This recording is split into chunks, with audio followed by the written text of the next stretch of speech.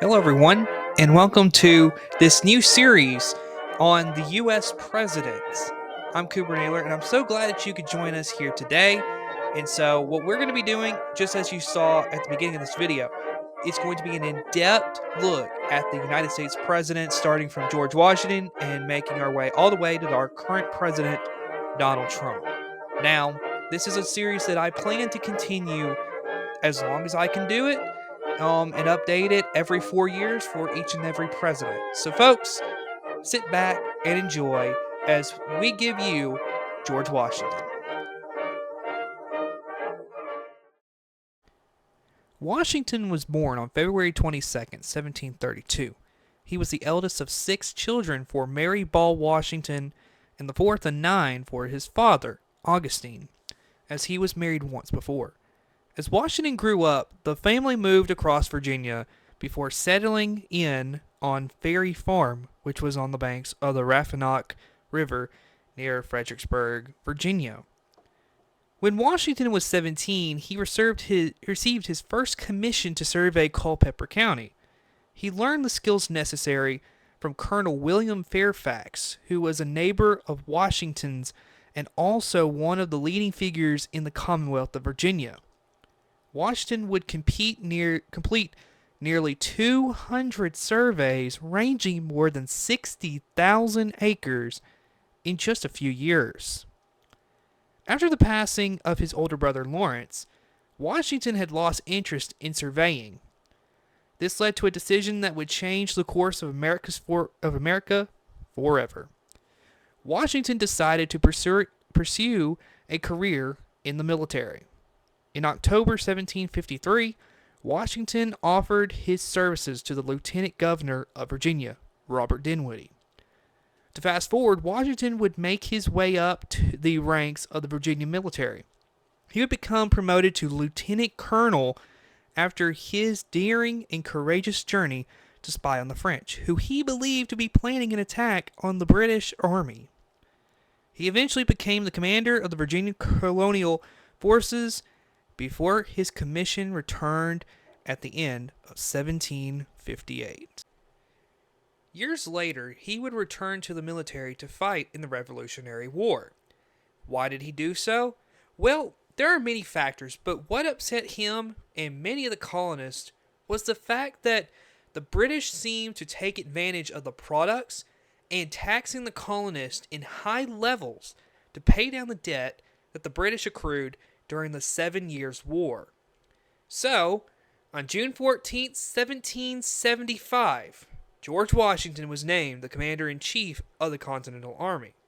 This is also after months of the colonists and the British having already began fighting. So, they did need a Commander-in-Chief, and George Washington was the man for the job.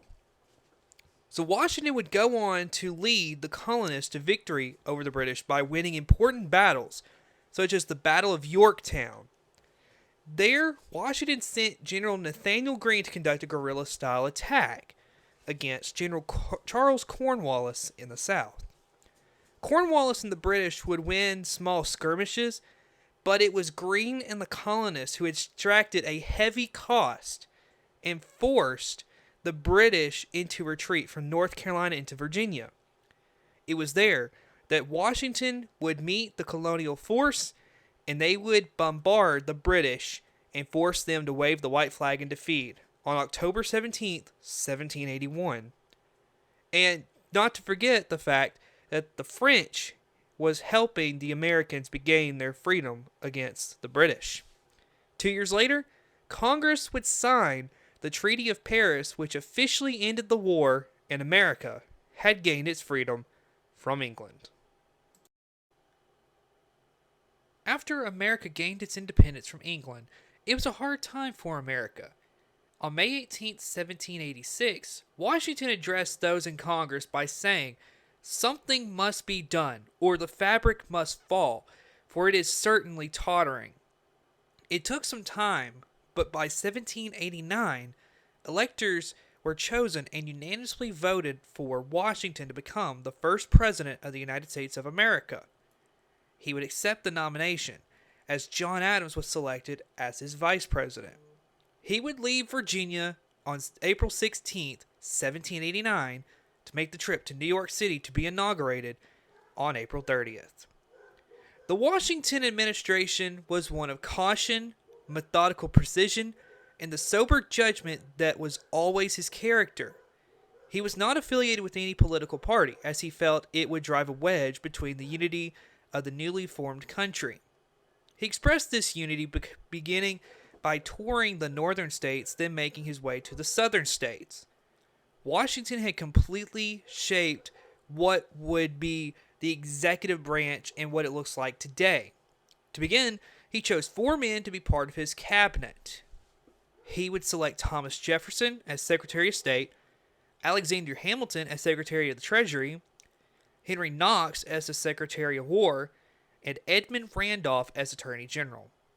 For Washington, he had successfully chosen 2 Federalists and 2 Democratic Republicans in the effort of unity. As his administration continued, he would begin to learn of the divisions between the parties, such as his support for a Bank of the United States. Hamilton supported the establishment of the bank, while Jefferson was strongly opposed. Washington would become distressed with the infighting and would not accept the resignation of either of them. When war broke out between France and England, disregarding the Treaty of Alliance with France, he kept the United States out of war, insisting on the national identity of strength and dignity. Washington wrote that he was trying to keep the country free from political connections with every other country, to see them independent of all, and under the influence of none. In a word, I want an American character that the powers of Europe may be convinced that we act for ourselves and not for others. This was a position also supported by Alexander Hamilton. Because of this position, Thomas Jefferson once again sent in his resignation to the president at the end of 1793. This time, the president would let him go, praising Jefferson's integrity and talents. Washington would go on to sign the whiskey tax into law, which was Washington's way of trying to pay down the debt. This caused many Americans to protest the tax because of its effect on farmers. With this law being passed, this caused many to believe that Washington leaned politically towards the Federalist Party, although he would never say. Washington would unanimously win re-election, but face some disagreements from the Senate on foreign affairs. So Washington would live a lavish lifestyle as president, and he once turned down an invitation to stay with Governor George Clinton of New York, saying that the president should be no one's guest. He did not shake hands, he would rather give a formal bow instead. You may think that this was a way of acting dignified and a little stuck up, but that was not the case. This was caused by native diffidence, which means that he had a lack of confidence and had some self-doubt. So Washington would voluntarily step aside from the role of president and not run for a 3rd term, as to set a precedent of a maximum of 8 years as president. This was because he did not want to seem like a king or dictator, rather be a federally elected official of the people of the United States of America. He would retire to his home, Mount Vernon, on March 4th, 1797. He would live 2.5 years later until his death on December 14th, 1799. And folks, this is George Washington, the greatest president in the history of the United States of America, because you would have to be to set up a great nation and the most dignified position in the world.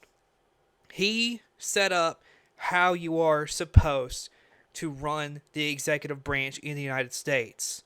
And for that, we thank him very much. And folks, this is George Washington.